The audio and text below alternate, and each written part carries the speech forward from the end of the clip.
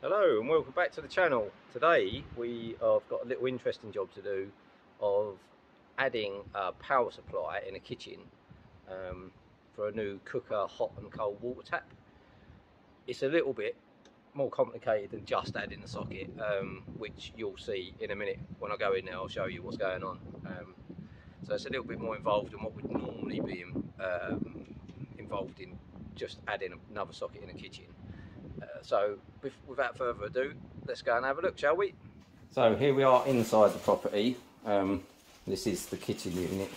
Just under here is where we're going to be putting the power supply, somewhere under here.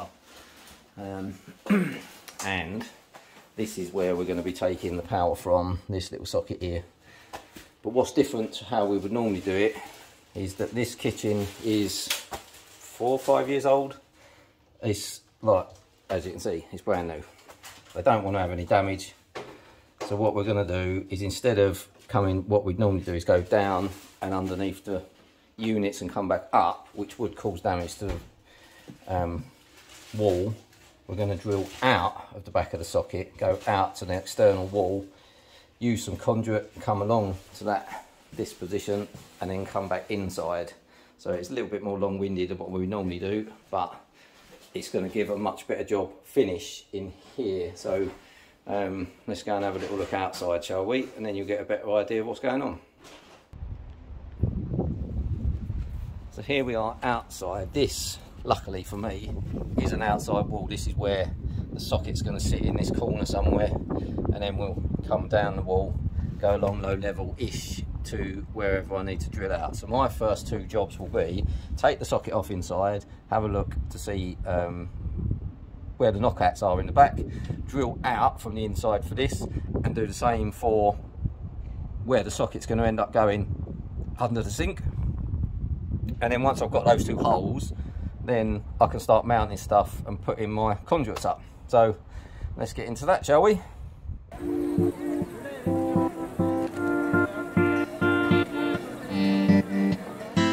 We're back inside the kitchen, and as you've probably just seen, we've now put a little dust sheet on the side to hopefully stop as much of the dust as we can going all over the place.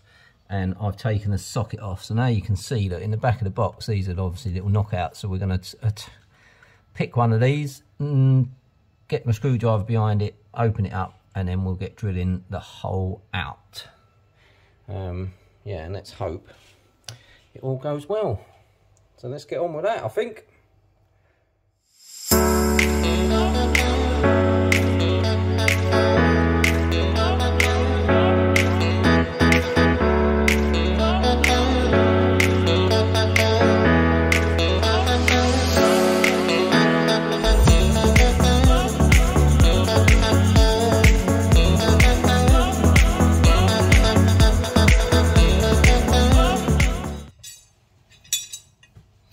So what we've got here is I've got a 12mm at the top and a 16mm bit. So I always go through a smaller bit.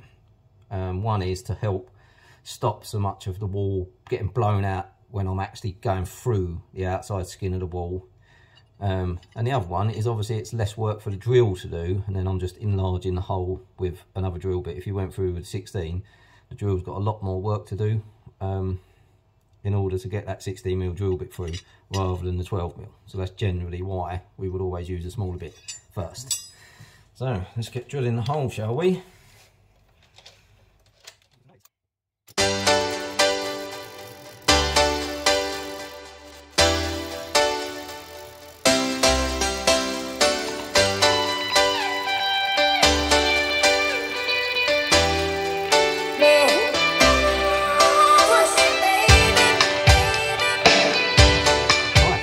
Go and see how that looks.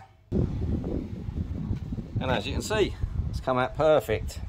So it's one of the reasons probably why you noticed when I was drilling it, I was drilling really slowly, because what I didn't want to do was go full pelt through the wall and then all of this gets smashed out. So the smaller damage we can do outside, the better, not only for the boxes that have got to go on there, so it hides them a bit better, but also just for workmanship, really. It's just thinking about what you're doing before you do it. So my next job now then will be to, back in the kitchen, drill the hole through down there for where it's going to come back into the property under the sink. So let's go and do that. Here we are back inside, and we are back underneath the cupboard. So what I've done, that's my back box that's going to go on the wall. I've drilled a hole out the back, so I know roughly where to drill my hole. And I want it somewhere around here-ish, I think. I might need to put it up a little bit higher, like that, and put it up against there, because I want to give whoever's putting the cooker tap in enough room to work, and this for not to be in the way, but also I've got to be able to work on it as well. So I'll put it there and we'll see how we get on.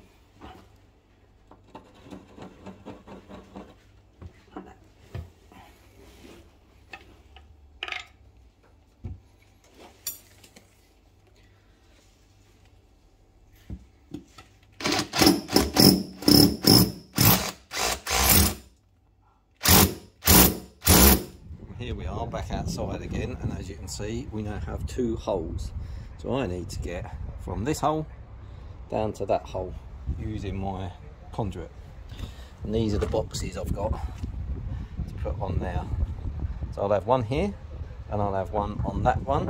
Obviously that outlet will be at the side rather than at the bottom, but I've just put that in there just so you can see how it fixes in. So these are screwed on the side, but they've got like a rubber membrane which is fully waterproof until you want to break the seal and put something into it. One of the reasons why I like wiska boxes, because they're designed, in my opinion, they're designed for electricians, so they've been around years. They're really good design, and they've got no metal on them, because it's a lot of boxes, the screws that go in here on the lid, let me show you the lid. The screws that are on the lid are all plastic, see? But normally a cheaper one would have little metal screws, and then you go back to it 2 years later and all the metal screws are completely rusted in place, and you end up having to smash the unit to pieces to be able to get it into it. So this could sit here for 15 years and you come back to it and it will just undo. They're really good. So that's one of the reasons why I use that, and obviously they look quite smart. Well, I think they do anyway. So that'll be my next job. I think I'm going to start putting stuff out and measuring up and making it look like a finished job. So let's get into that, shall we?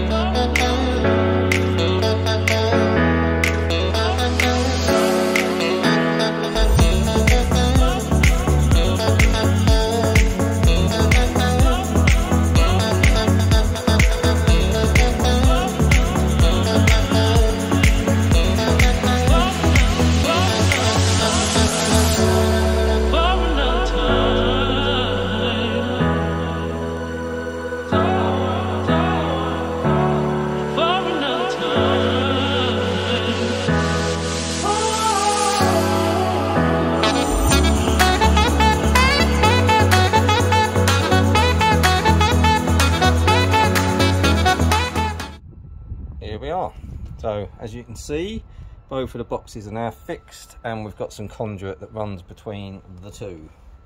So all we've got to do now is get these two cables down through there and then back in the wall. And anyone who's watched any of my videos already knows that if I'm ever extending or adding another socket, I'll always extend the ring, so I always use two cables if I can. And this is even more poignant because the cooker tap actually needs a 1500 watt supply, which yes, you can still do off of a 13 amp fuse, but again, it's far better, is it not, to extend the ring so you've got the full power there if you need it. And then if anything else needs to be added, you've already got the ring main there. You haven't then got to be going, oh, if we would have only had the extended ring, we could have done this, this and that. But we can't do that because there's only one cable. So this is another reason why I always pull in two cables.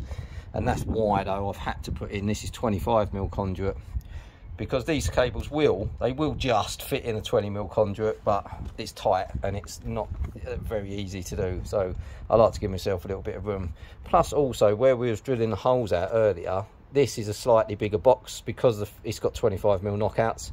So this is 110mm box, whereas the normal standard size is 80mm by 85, I think, by 85. So it's slightly smaller. So if you had a bit of a, when you was drilling out, you had a bit of a nightmare and all of the wall fell away outside, which does happen, you got far more chance of covering it with this. So it's another good reason to go a little bit bigger. So that'll be my next job then, putting these cables into position. Let's do that.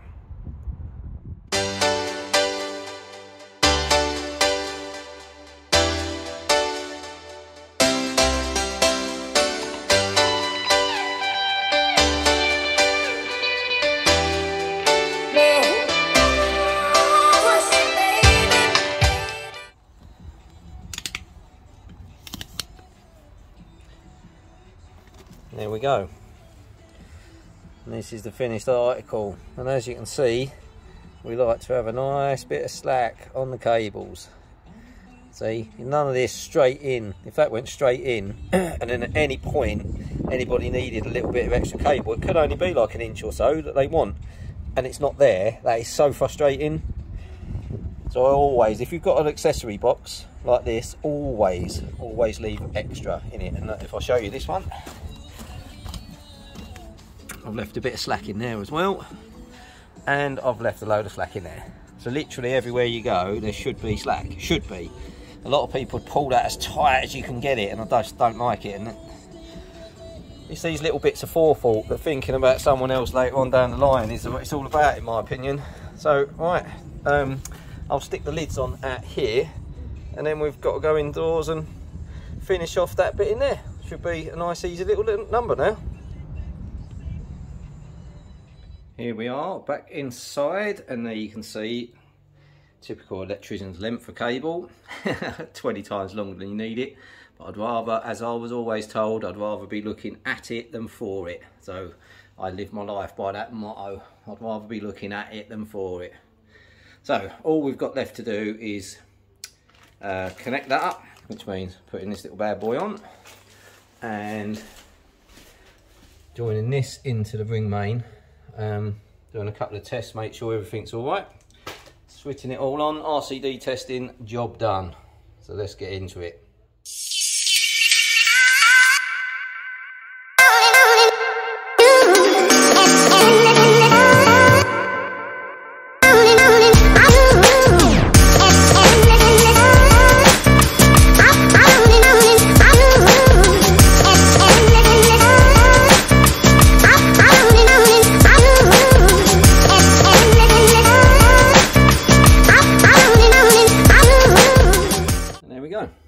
One socket. Oh, there we go, that's better. One socket, all done. Now that's all ready for the new tap to be installed. So let's go and do the other one. Right, first things first, let's go and kill the power, shall we?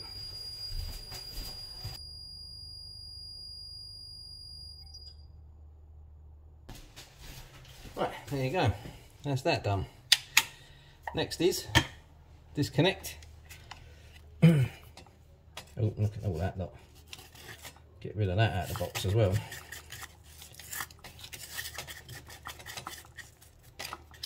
There we go. Right, so yeah, we'll disconnect the socket, strip this, and start connecting it back up together.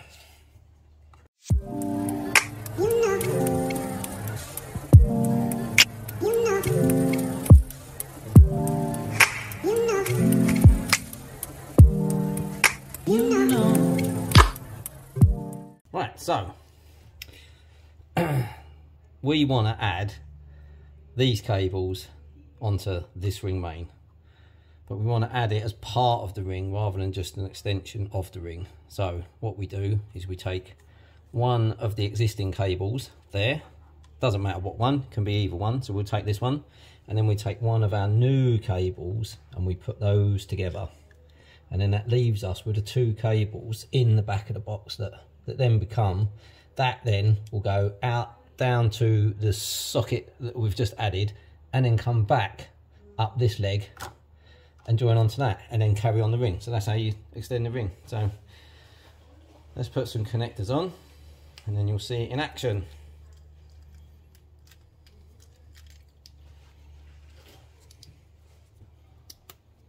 Right, we take this one,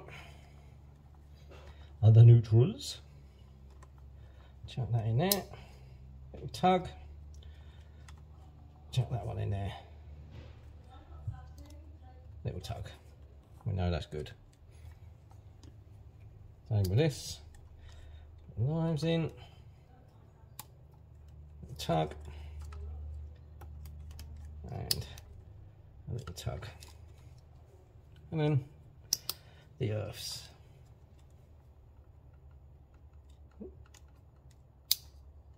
Tug,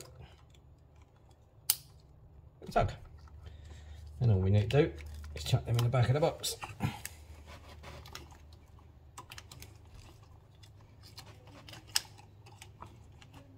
There we go. Now we take these, connect them back into the original socket, and we are done. Oh, let's get that in a better place, shall we?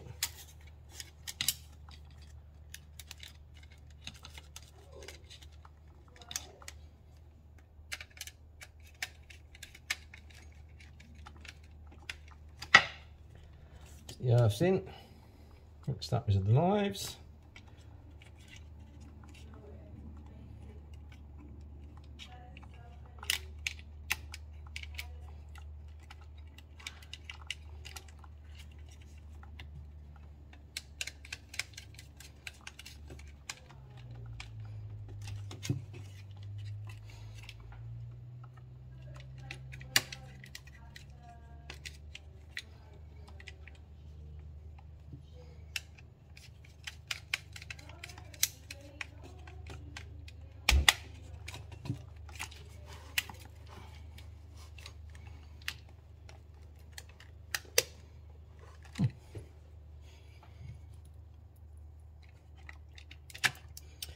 And there you go, guys, see? Now that's all connected in, that's all part of the ring. So, put this back.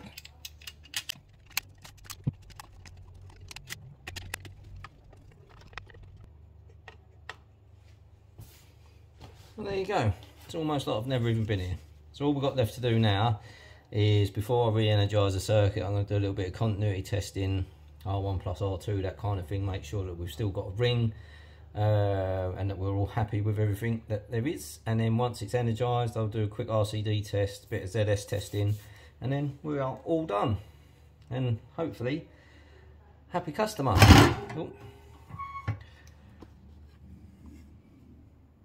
Well, that's it from me here today then, guys. I'm more than happy with the way the job's turned out, and as you can see, if I show you that, looks like I've not even done anything. Obviously on the outside you can see I've been here, but from the inside, where it's more important, you wouldn't even know that anything's been done in here. And that's half the battle, I think, with electrical work, is being able to do a job to as much of your ability anyway that you can. It's not always possible to be able to do the job but make it look like you've not even been there, and I think we've achieved that today, so I'm happy with it, and hopefully you guys have enjoyed watching how I've done it, and maybe even learnt something yourselves on how we as electricians do our jobs. If there's anything you would like to see and don't currently see in my videos, by all means drop me a line, put it in the comments. If it's something that I do, then I'm more than happy to try and do a video on it, because I'm always happy to try and put content out there that people are wanting to watch. And of course, as always, if you like what you've been watching so far, please feel free to give us the big old thumbs up, like the video and subscribe to the channel. Okay then, fellas, I will see you on the next one.